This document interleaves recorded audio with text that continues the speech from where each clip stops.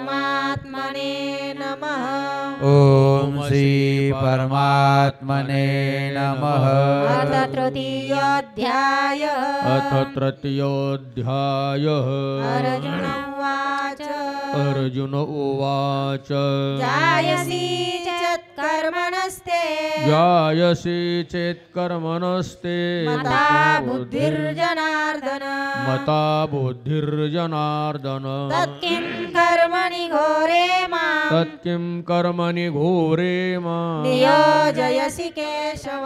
नियोजयसि केशव। व्यामिश्रेणेव वाक्येन। व्यामिश्रेणेव वाक्येन बुद्धिं मोहयसीव मे। बुद्धिं मोहयसेव मे। तदेकं वद निश्चित्य। तदेकं वद निश्चित्य येन श्रेयोऽहमाप्नुयाम्। येन श्रेयोऽहमाप्नुयाम्। लोके श्रीभगवानुवाच। श्रीभगवानुवाच लोकेऽस्मिन् द्विविधा निष्ठा। लोकेऽस्मिन् द्विविधा निष्ठा। पुरा प्रोक्ता मया नघ। पुरा प्रोक्ता मया नघ। ज्ञानयोगेन साङ्ख्यानां। ज्ञानयोगेन साङ्ख्यानां कर्मयोगेन योगिनां। कर्मयोगेन योगिनां न कर्मणामनारम्भान्। न कर्मणामनारम्भान् नैष्कर्म्यं पुरुषोऽश्नुते। नैष्कर्म्यं पुरुषोऽश्नुते। न च सन्न्यसनादेव। न च सन्न्यसनादेव सिद्धिं समधिगच्छति। सिद्धिं समधिगच्छति। न हि कश्चित् क्षणमपि।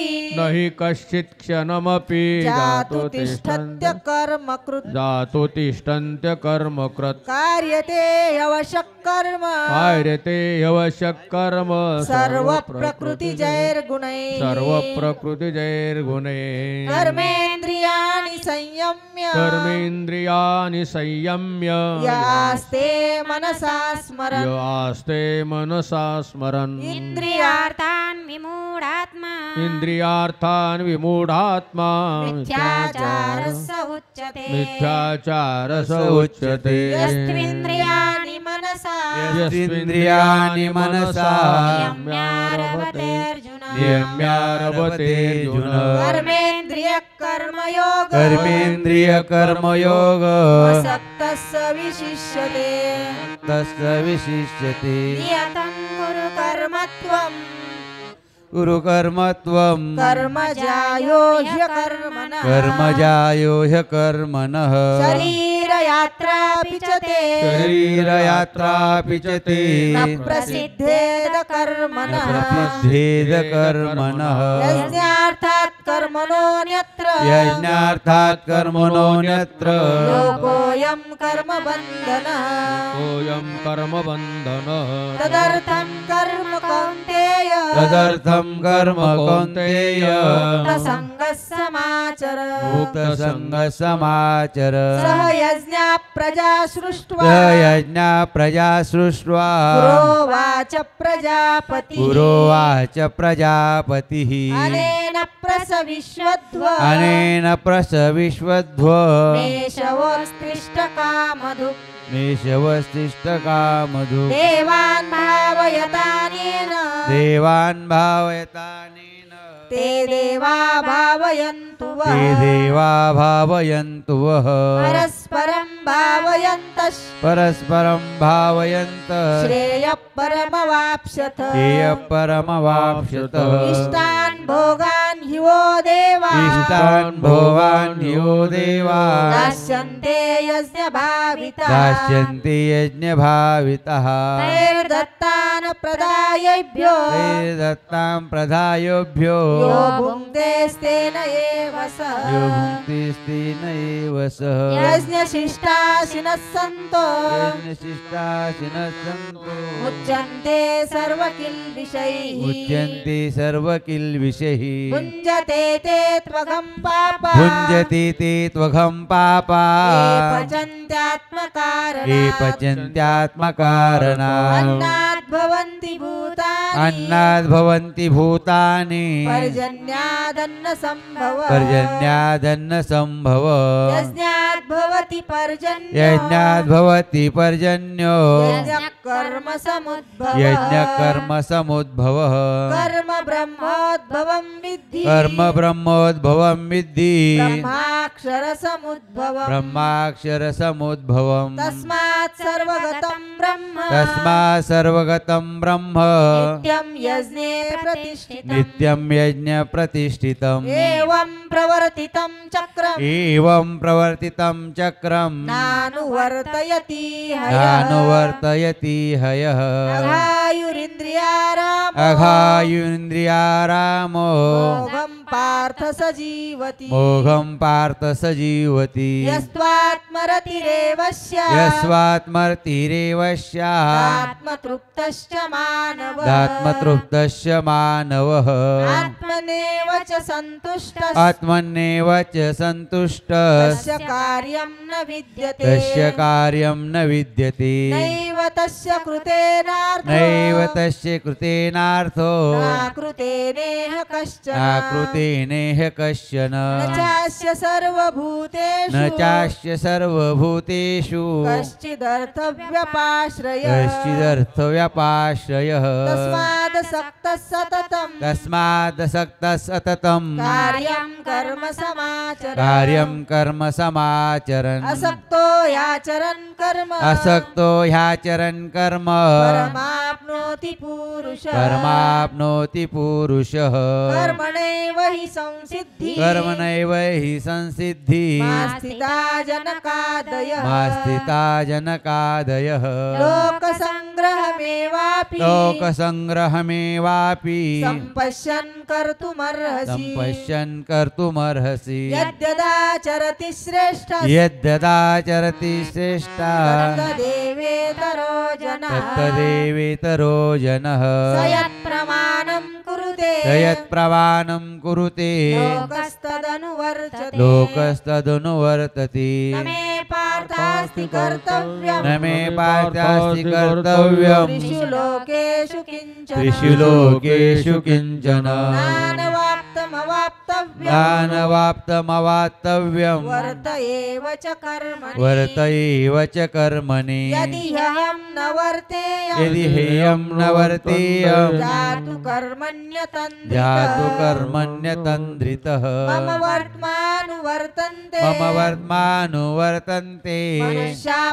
पार्थ सर्वशः मनुष्या पार्थ सर्वशः सीदेयुरिमे लोकाः उसीदेयुरिमे लोकाः कुर्यां कर्म न चेदहम् कुर्यां कर्म चेदहम् शङ्करस्य च कर्तास्य शङ्करस्य च कर्ताश्च उपहन्यामि मा प्रजः उपहन्यामि मा प्रजः सक्ता कर्मण्य विद्वांसः सक्ता कर्मण्य विद्वांसो यथा कुर्वन्ति भारत यथा कुर्वन्ति भारत कुर्याद् विद्वांस्तथा सक्तः कुर्याद्विधा तथा सक्तः चिकीर्षुर्लोकसङ्ग्रहम् चिकीर्षुर्लोकसङ्ग्रहम् न बुद्धिभेदं जनये न बुद्धिभेदं जनये ज्ञानां कर्मसंहिनाम् ज्ञानं कर्मसङ्गिनाम् जोषयेत् सर्वकर्माणि जोषयेत् सर्वकर्माणि विद्वान् युक्तः समाचरन् विद्वान् युक्तः समाचरन् प्रकृते क्रियमाणानि प्रकृति क्रियमाणानि गुणैः कर्माणि सर्वशः गुणैः कर्माणि सर्वशः अहङ्कार विमूढात्मा अहङ्कारयुमूढात्मा कर्ताहमिति मन्यते कर्तारिति मन्यते तत्त्ववित्तु महाबाहो तत्त्ववित्तो महाबाहो गुणकर्म विभागयो गुणकर्मविभागयोः गुणागुणेषु वर्तन्त गुणागुणेषु वर्तन्त इति मत्वा न सज्जते इति मत्वा न सज्जते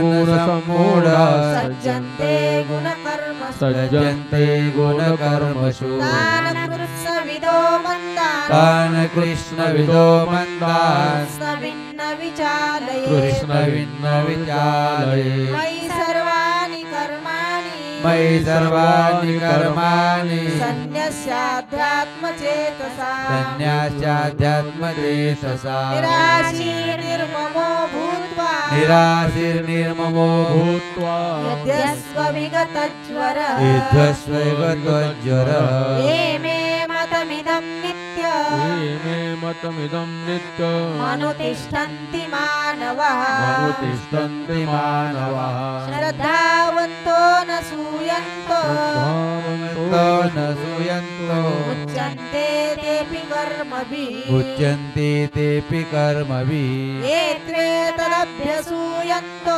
इति सूयन्तो नानुतिष्ठन्ति मे मतम् तिष्ठन्ति मे मतम् सर्वज्ञानविमूढांस्तान् सर्वज्ञानिमूढांस्तान् विद्धि नष्टान् चेतसः नष्टान्न चेतसः सदृशं चेष्टते स्वस्याप् चेष्टति स्वस्या प्रकृतेर्ज्ञानवानपि प्रकृति ज्ञानवानपि प्रकृतिं यान्ति भूतानि प्रकृतिं यान्ति भूतानि निग्रह किं करिष्यति निग्रह किं करिष्यति इन्द्रियस्येन्द्रियस्यार्थे इन्द्रियस्येन्द्रियस्यार्थे रागद्वेषव्यवस्थितौ रागदेशो व्यवस्थितो तयोर्न वशमागच्छेत् त्वेर्नवशमागच्छेत् तौ ह्यस्य परिपन्थिनो तोहस्य परिपन्थिनो श्रेयान् स्वधर्मो विगुणः श्रेयान् स्वधर्मयुगुण परधर्मात् स्वनुष्ठिता परधर्मा स्वनुष्ठिता स्वधर्मे निधनं श्रेयः स्वधर्मे निधनं सेय परधर्मो भयावह परधर्मो भयावह अर्जुन उवाच अर्जुन उवाच अतकेन प्रयुक्तोऽयम् अत केनं प्रयुक्तोऽयं पापञ्चरति पुरुषः पापं चरति पुरुष अनिच्छन्नपि वार्ष्णेय अनिच्छन्नपि वाष्णेय बलादिव नियोजितः बलादियो नियोजितः श्रीभगवानुवाच श्रीभगवानुवाच काम एष क्रोध एष काम एष क्रोध एष रजो गुणसमुद्भवः रजोगुणसमुद्भवः महाशनो महापाप्मा महाशनो महापाप्मा विद्धेनमिह वैरिणम् धेनमिह वैरिणम् धूमेनाव्रियते वह्निर् भूमिनावीते वह्निः यथादर्शो मलेन च यथादर्शो मलेन च यथोल्बेनावृतो गर्भस्य यथुल्बेनावृतो गर्भः तथा तेनेदमावृतम् तथा तेनेदमावृतम् आवृतं ज्ञानमेतेन आवृतं ज्ञानमेतेन ज्ञानिनो नित्यवैरिणा ज्ञानिनो नित्यवैरिणा कामरूपेण कौन्तेय कामरूपेण कौन्तेय दुष्पूरेणानलेन च दुष्पूरेणानलेन च इन्द्रियाणि मनोबुद्धि इन्द्रियाणि मनोबुद्धि रस्याधिष्ठानमुच्यते रस्याधिष्ठानमुच्यते एतैर्विमोहयत्येष इति मोहेत्येष ज्ञानमावृत्य देहिनम् ज्ञानमावृत्य देहिनम् तस्मात् त्वमिन्द्रियाण्यादो तस्मात् त्वं निन्द्रियाण्यादो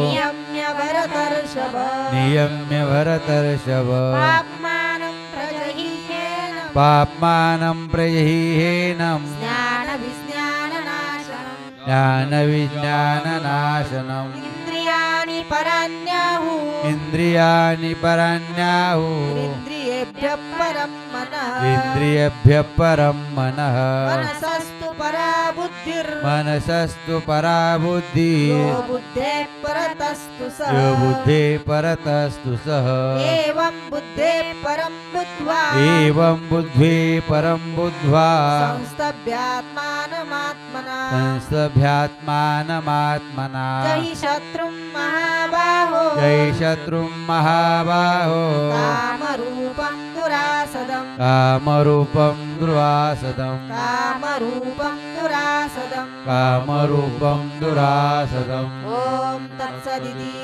ॐ तत्सदिति श्रीमद्भगवद्गीतासूपनिषत्सु श्रीमद्भगवद्गीतासु उपनिषत्सु ब्रह्मविद्यायां ब्रह्मविद्यायां योगशास्त्रे योगशास्त्रे श्रीकृष्णार्जुनसंवादे श्रीकृष्णार्जुनसंवादे कर्मयोगो कर्मयोगो नाम तृतीयोऽध्यायः